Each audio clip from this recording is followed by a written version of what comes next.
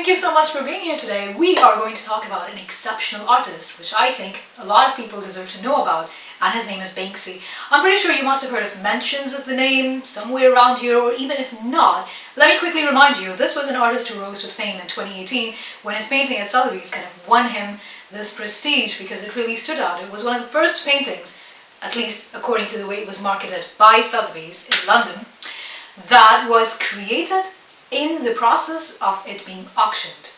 And this is considered to be the painting called The Girl with a Balloon, which I will put somewhere here at some point.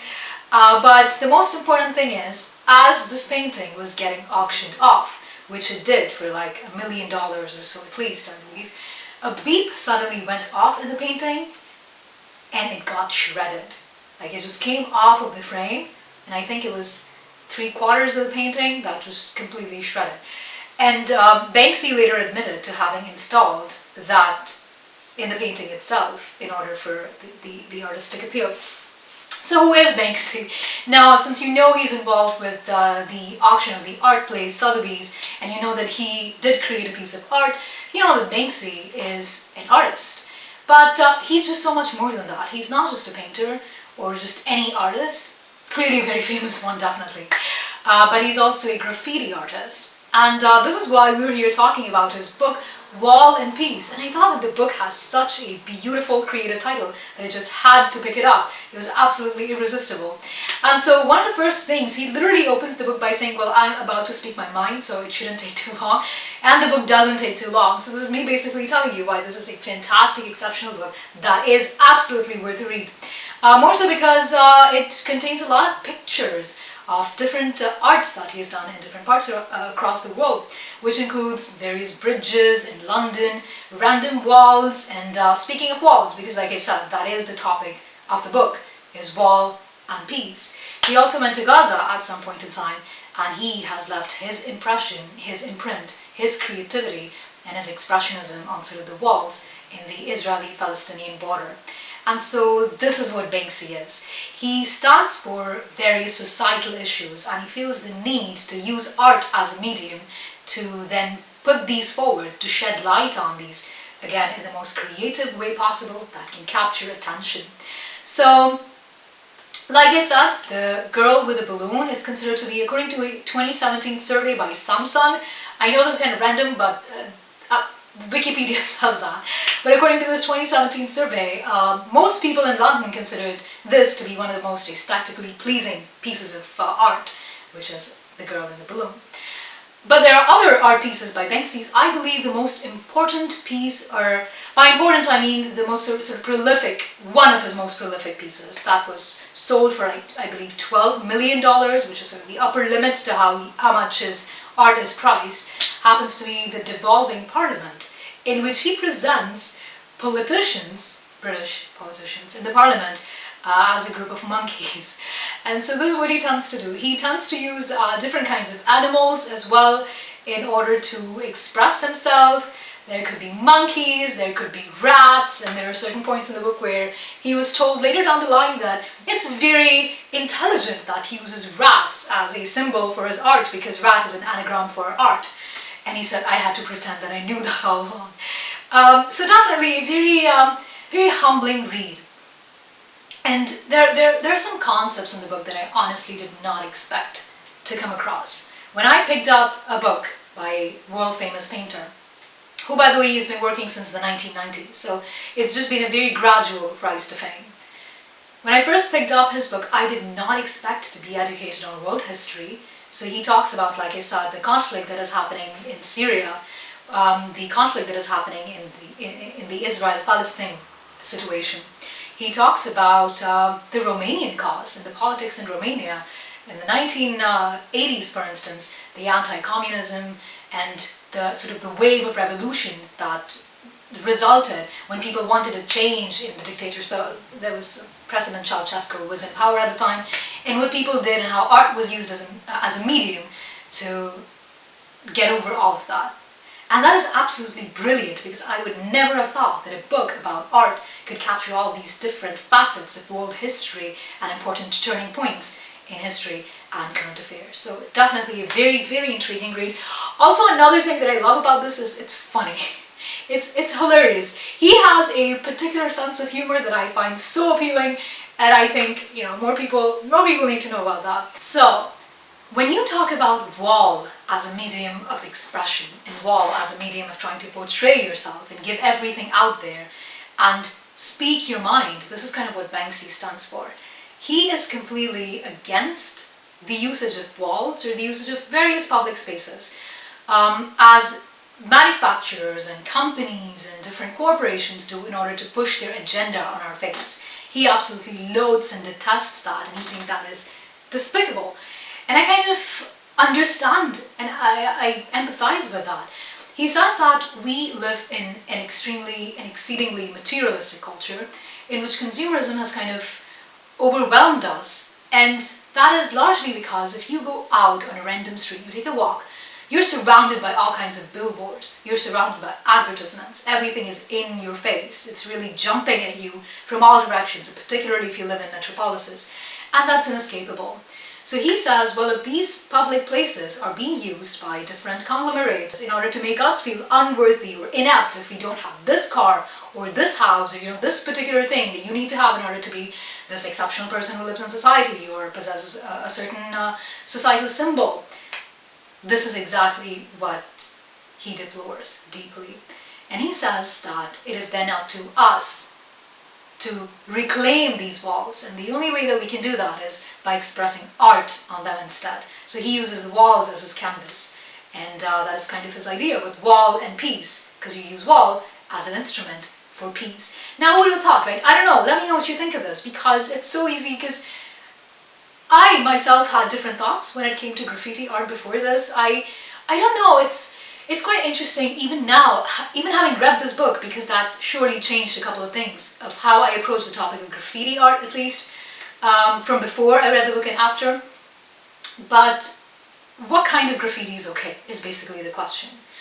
But I'll tell you, the beauty of the book is, after I completed reading the book, I just began to wonder what is even wrong with having graffiti, which is a huge change in mindset if you think about it. Within the span of, I believe it might be like a 200-page book or something, most of which is pictures.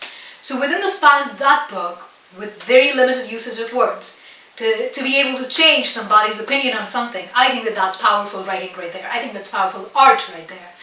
And with regards to graffiti, I think, of course, if a particular place belongs to someone as their own private property, you don't want to necessarily leave something on there because then the owner would not be okay with that. That's usually the deal with graffiti art, right?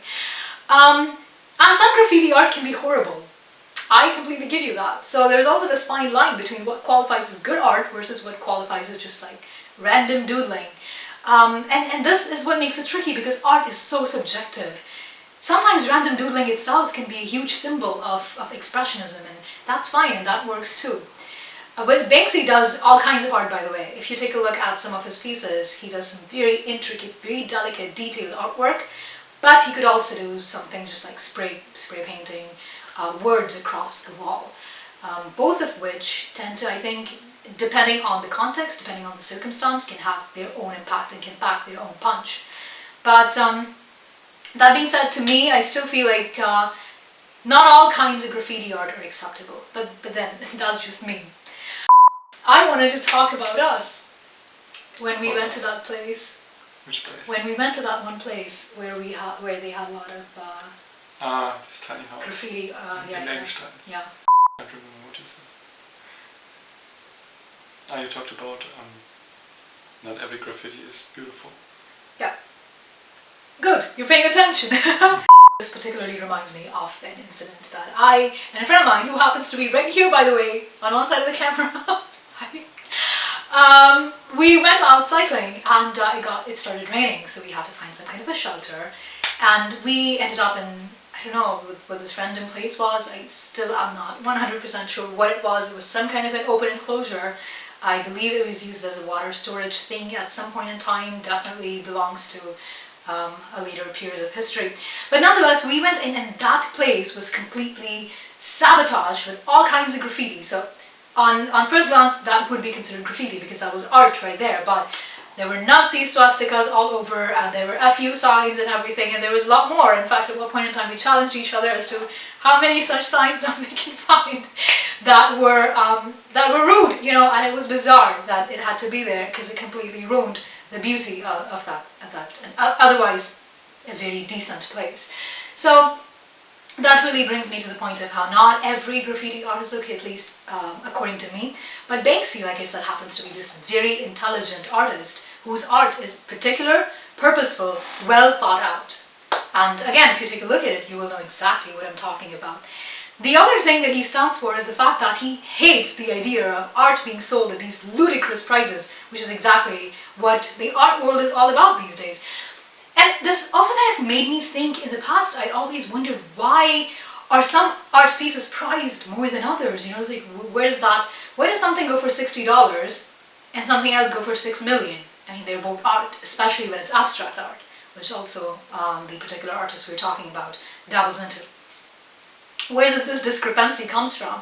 And the idea is there are a very few people in the art world that sort of play this game where they are in control of the prizes. They dictate, dominate, and decide these prizes essentially.